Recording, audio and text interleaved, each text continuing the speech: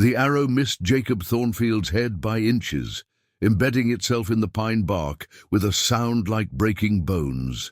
He pressed himself against the tree trunk, heart hammering against his ribs, as blood from a dozen cuts painted his torn shirt crimson. 3 days he had been running through these mountains. 3 days since the Lakota war party had found him half dead beside the frozen creek, and 3 days since they had given him a choice that was no choice at all. The wind howled through the peaks like the voices of the dead, carrying snow that cut like glass against his exposed skin. His breath came in ragged clouds, and somewhere in the distance, wolves called to each other in the ancient language of hunger and hunt. Jacob closed his eyes and tried to remember how he had gotten here, how a failed prospector from Ohio had ended up running for his life through sacred mountains where white men were forbidden to tread. It had started with the girl. It always started with the girl in stories like these, but this was no story. And the girl was no gentle maiden waiting to be saved. She was Ayanna, granddaughter of Chief Redhawk, and she had been dying when Jacob found her trapped under her horse in the ravine. The animal had fallen through thin ice, taking her down with it, and by the time Jacob had pulled her free, hypothermia was already claiming her life. He could have left her there. Should have left her there, according to every law written and unwritten that governed the territories. White men who helped Indians were branded traitors. Indians who accepted help from white men were branded worse. But when he looked into her dark eyes, already glazing with cold and pain, he saw something that reminded him of his sister back home.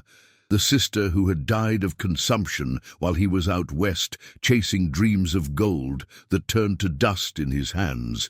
So he had carried Ayanna to his cabin, built a fire that warmed them both, and spent 2 days nursing her back to health. She spoke no English, and he spoke no Lakota, but they communicated in the universal language of kindness and need. She showed him how to make tea from pine needles that eased the ache in his chest. He showed her the music box his mother had given him, and watched her face light up with wonder at the tiny dancing figures. When her people found them, Jacob was sitting beside her bed, reading aloud from his one book of poetry. The warriors burst through his door like winter itself, painted for war, rifles and tomahawks gleaming in the firelight. But instead of killing him immediately, as he expected, they waited while Ayanna spoke rapidly in her own language, gesturing between Jacob and herself. The leader, a man with silver-streaked hair and scars that told stories of a dozen battles, listened with the patience of stone. When she finished, he studied Jacob with eyes that seemed to see into his soul. Then he spoke, his English rough but understandable. "My granddaughter says you saved her life, says you asked for nothing in return, says you treated her with respect and honor." He paused, letting the weight of his words settle. This creates a debt that must be balanced. Jacob found his voice, though it cracked like a boy's. "No debt. I did what anyone would do." The old chief's laugh was like winter wind through dead leaves. Any white man would have left her to die, or worse, any white man would have seen only a squaw to be used or discarded. His expression hardened. "But you are still a white man in our sacred lands, still a trespasser where your kind brings only death and sorrow." The warriors around him shifted, hands moving to weapons. Jacob felt the weight of his own mortality pressing down like the mountain above them. "But," the chief continued, "my granddaughter has asked for your life to be spared. She has asked for more than that. She has asked that you be given a chance to prove your worth." He leaned forward, his voice dropping to something barely above a whisper. "She has asked that you be allowed to attempt the trial of the wolf." Jacob had heard whispers of such things around campfires, stories that trappers and traders told to scare greenhorns. Indian trials that no white man had ever survived, tests of courage and spirit that broke even the strongest warriors. He had dismissed them as folklore, the kind of tales that grew in the telling until truth was buried under layers of legend. Now, looking into the chief's eyes, he understood that the stories were true. "What is the trial of the wolf?" he asked, though part of him already knew he didn't want the answer. 3 days and 3 nights alone in the sacred mountains during the winter hunt. No weapons but what you can make. No food but what you can find. No shelter but what you can build. The chief's voice took on a ritual cadence, as if he were reciting something ancient and unchangeable. "And you must face the wolf pack when they come, not to kill them, but to earn their acceptance, to prove that your spirit is strong enough to run with the pack." One of the younger warriors spoke sharply in Lakota, his tone clearly objecting. The chief silenced him with a gesture. "Many of our own young men fail this trial. Some die. Those who succeed are marked forever, changed in ways that cannot be undone." He studied Jacob's face. "No white man has ever attempted it. Most would not survive the first night." Jacob looked at Ayana, who met his gaze with something that might have been hope or might have been pity. "And if I refuse? Then you die here now, cleanly and with honor for the kindness you showed my granddaughter." The chief's tone was matter-of-fact. "It is a good death, better than you would get from the soldiers or the miners." Jacob closed his eyes, thinking of the life he had left behind, the failures that had driven him west, the loneliness that had become his constant companion. When he opened them again, his voice was steady. "I accept the trial." That had been 3 days ago. Now, as another arrow whistled past his hiding place, Jacob wondered if he had made the worst mistake of his life. The warriors were not trying to kill him, he realized, only to keep him moving, to drive him deeper into the mountains, where the real test waited. They were herding him like prey towards something that would judge him far more harshly than any human tribunal. The snow was falling harder now, thick flakes that muffled sound and turned the world into a white maze. Jacob's feet were numb in his boots, and his fingers could barely feel the crude spear he had fashioned from a broken branch, and his belt knife. He had eaten nothing but pine nuts and bark for 2 days, and his stomach cramped with hunger that gnawed at him like a living thing. But it was the cold that would kill him first. As darkness began to fall on the 3rd day, Jacob knew he had to find shelter or freeze to death before the wolves ever found him. He stumbled through drifts that reached his waist, following what might have been a game trail toward a stand of trees that offered some protection from the wind. There, in a natural depression between 2 massive boulders, he began to build. Using techniques Ayana had shown him during their brief time together, he wove pine branches into a frame, then packed it with snow that would insulate rather than freeze him. It was crude work, done with hands that shook from cold and exhaustion. But when he crawled inside the small shelter, it held his body heat like an embrace. He had no fire. Fire would be seen, would bring the warriors to end the trial before it truly began.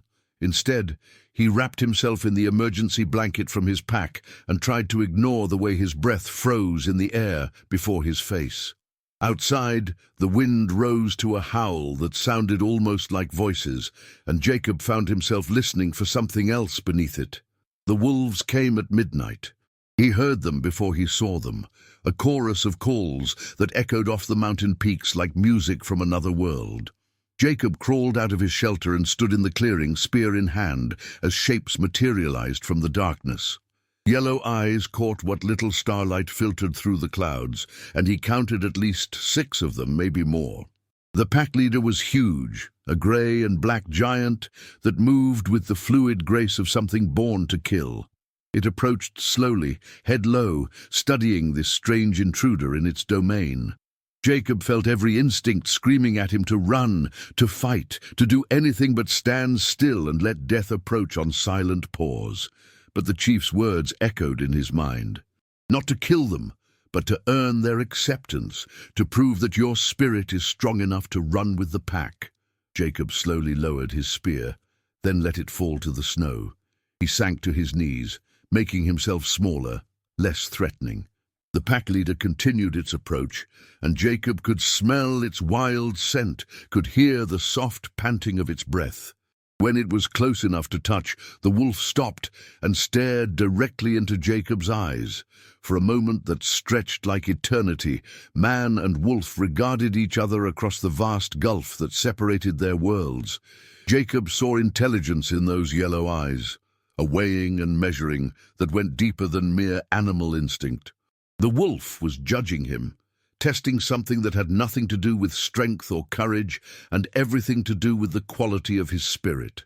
Slowly, carefully, Jacob extended his hand, not to pet or control, but to offer, to show that he came not as conqueror, but as supplicant. The wolf's nostrils flared as it caught his scent, reading the story of his life in the chemical signatures that clung to his skin. Fear, yes, but also kindness. Loss, but also hope. The scent of the woman he had helped, whose life he had valued above his own safety. The wolf stepped forward and touched its nose to Jacob's palm. The contact sent a shock through Jacob's entire body, as if lightning had struck him from a clear sky. For an instant, he saw the world through the wolf's eyes, felt the pack bonds that connected each member to the others, like invisible threads of loyalty and love. He understood, in a way that had nothing to do with human language, what it meant to belong to something greater than yourself. The pack leader backed away, then sat in the snow. One by one, the other wolves emerged from the shadows and arranged themselves in a circle around Jacob. He remained kneeling in the center, hardly daring to breathe as they began to sing. It was not the howling he had expected, but something more complex, more beautiful. A harmony of voices that spoke of hunt and home, of loss and finding, of the ancient compact between predator and prey that kept the world in balance. Jacob found himself humming along, his human voice finding its place in the wild symphony. They sang together until dawn broke over the peaks, painting the snow the color of blood and gold. When the sun was fully risen, the wolves departed as silently as they had come, leaving Jacob alone in the clearing with nothing but the memory of their song and the knowledge that something fundamental had changed inside him. The warriors found him there an hour later, still kneeling in the circle of tracks the pack had left behind. Chief Redhawk dismounted and approached slowly, his face unreadable. He studied the scene, reading the story written in the snow, then looked at Jacob with something that might have been awe. "You have passed the trial," he said simply. "You are no longer the man you were when you entered these mountains." Jacob struggled to his feet, legs weak from cold, and the strange euphoria that still coursed through his veins. "What happens now?" "Now you choose," the chief replied. "You can return to your people, to your old life, carrying what you have learned, or you can stay and learn what it truly means to run with the pack." Jacob looked back toward the valley, where his cabin waited, where his old life of solitude and failure beckoned. Then he looked at the mountains, where the wolves had disappeared, but where their song still echoed in his heart. The choice should have been easy.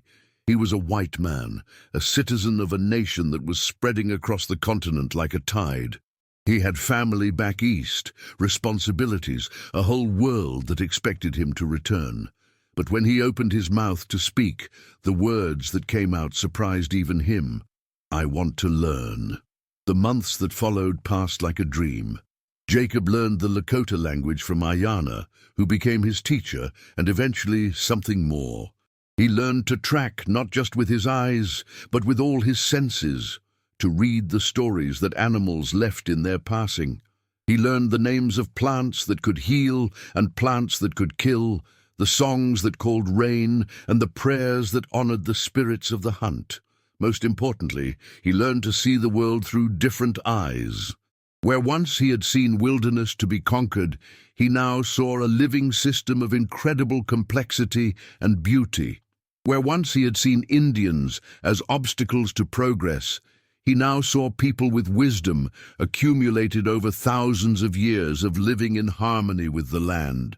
The tribe accepted him slowly, grudgingly, then with growing respect as he proved himself in small ways day after day. He helped with the hunt, using the enhanced senses the wolf trial had awakened in him to track game through conditions that would have baffled him before. He shared his knowledge of mining and metalwork, teaching the younger men techniques that would help them trade with the white settlements on more equal terms. But it was with the wolves that his true transformation was revealed. They came to him sometimes in the night, emerging from the forest like shadows given form.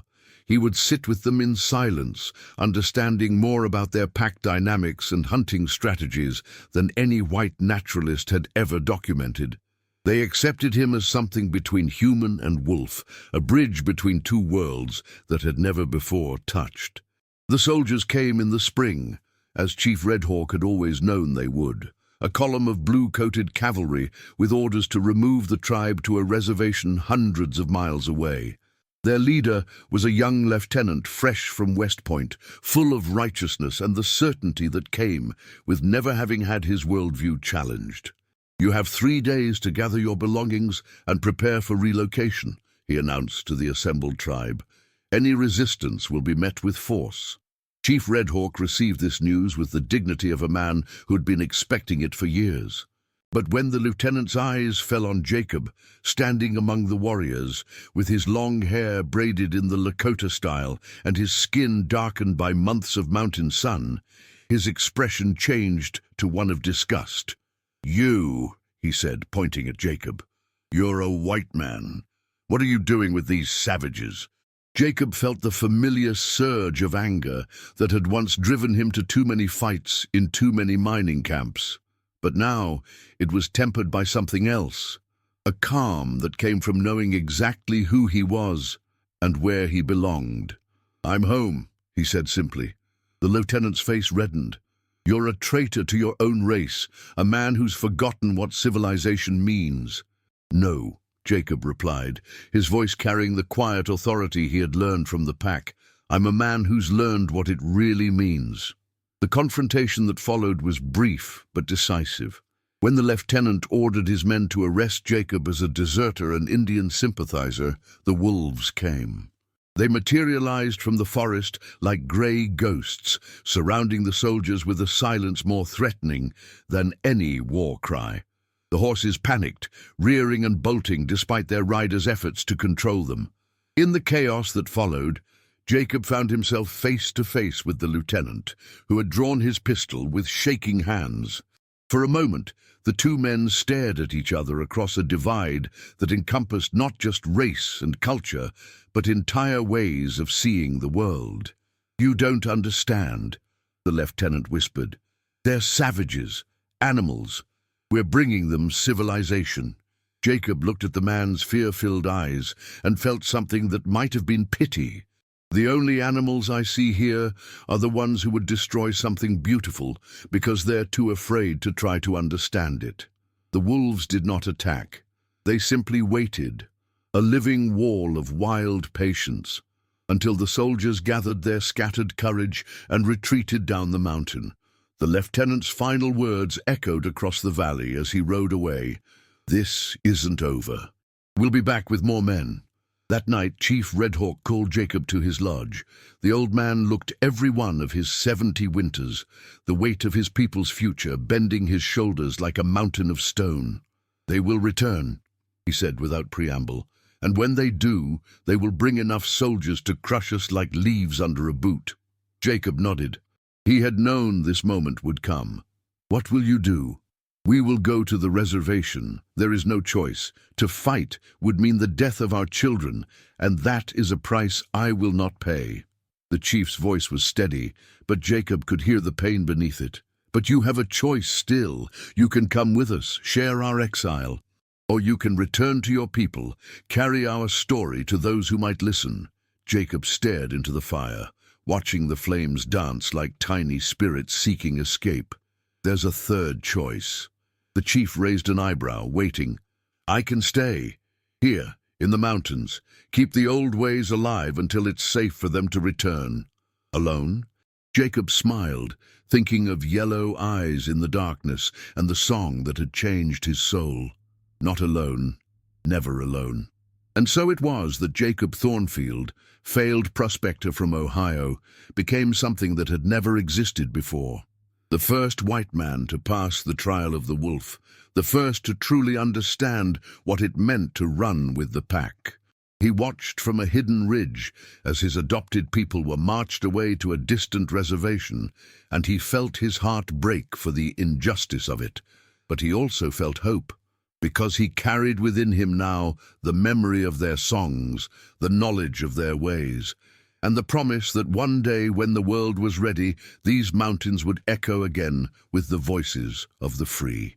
Years passed. Jacob aged in the wilderness, his hair going grey, his face taking on the weathered look of stone, carved by wind and time. He lived as the Lakota had taught him, taking only what he needed, giving back more than he took. The wolves came to him still, bringing their young to meet the strange pack member who walked on two legs and spoke in human words. Sometimes travelers found him. Lost miners, surveying parties, occasionally a trapper or trader, brave enough to venture into the high country. They brought news of the changing world below. Railroads spanning the continent, cities rising from the plains, the Indian wars slowly grinding to their inevitable conclusion. To these visitors, Jacob was a curiosity, a wild man who had abandoned civilization for the company of beasts. They could not understand what he had found in the mountains, what had made him choose this life of solitude and hardship over the comforts of the modern world. But Jacob knew. He had found something more precious than gold, more lasting than any empire built by human hands. He had found his true self, the self that existed beneath the layers of fear and prejudice and cultural conditioning. He had learned to see with the eyes of the wolf, to love with the heart of the mountain, to understand that all life was connected in ways that human language could barely express. And on clear nights, when the moon was full and the air was sharp with the promise of snow, Jacob would throw back his head and sing the old songs. His voice would join with the howls of his pack brothers, carrying across the peaks and valleys a message of endurance and hope. The mountains remembered, the wolves remembered, and somewhere, on a distant reservation, an old man named Red Hawk would lift his head from his government-issued bed and smile, knowing that the spirit of his people lived on in the voice of the white man who had learned to run with the pack. Jacob Thornfield had indeed become the first white man to pass the trial of the wolf, and he was never the same again. He was something better, something new, something that pointed toward a future where the boundaries between worlds might finally be crossed by those brave enough to listen to the wolf song in their hearts. The change had marked him, inside and out, until he was no longer fully human and not quite wolf, but something that belonged to both worlds and neither. He was the bridge, the translator, the keeper of promises made under starlight and sealed with the breath of the wild. And in the end, that was enough. More than enough. It was everything.